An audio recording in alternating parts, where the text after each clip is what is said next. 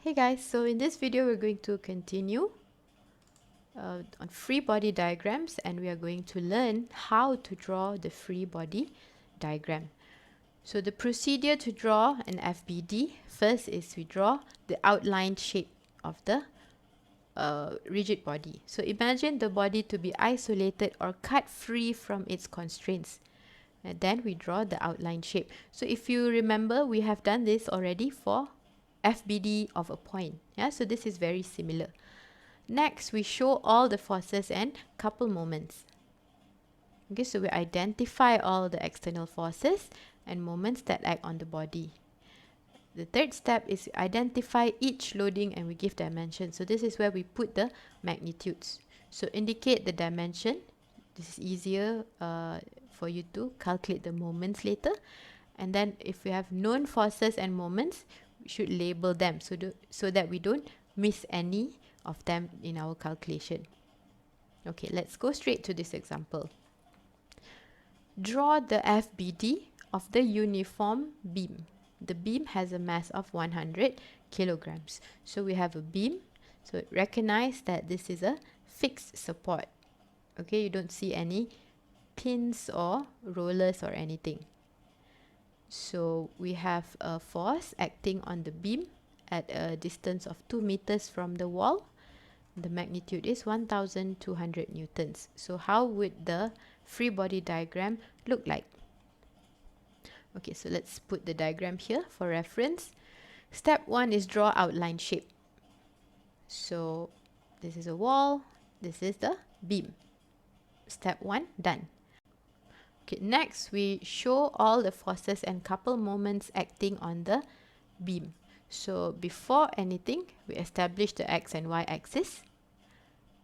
And then we can start putting the force. So this is the most obvious because it's given in the question. Next, you need to remember the weight of the object. So in this case, the question did not say that you have to ignore the weight. In fact, it gave the mass as 100 kg. So we must include it. G here simply means center of gravity of the object. How do we know it's here? Because it's a uniform beam. Okay, so the center will be in the center of the geometry. So this is a simple rectangular shape. Okay, so the length is 6 m. Obviously, the center will be 3 meters. Okay, and lastly, we have the fixed support here at point A. So in a fixed support, the member can't move left and right. It can't move up and down, and it can't rotate. So it will have these two forces and this moment. So you can pause here and you can look at the table of support reactions and you can check. Okay, for fixed support, you will have this 3 reaction acting on it. Now let's identify each load and give dimensions. So this load is known, 1200 from the question, and the weight is also known. You can calculate it. Weight equals to mass times gravity. The mass is 100 kg. Therefore, the weight is 981 newtons. Okay, the support forces at A and at AX and AY are not known. Therefore, we just label them as AX, AY.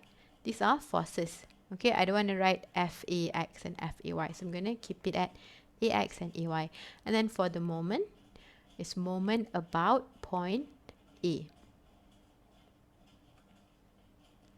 Okay, so we put in the dimensions and we're done. In the next slide, here there's a description of what we just saw in the previous slide. So if you're going through the notes at your own pace, you can read this. Right? So in the next video, we're going to do one question on free body diagram.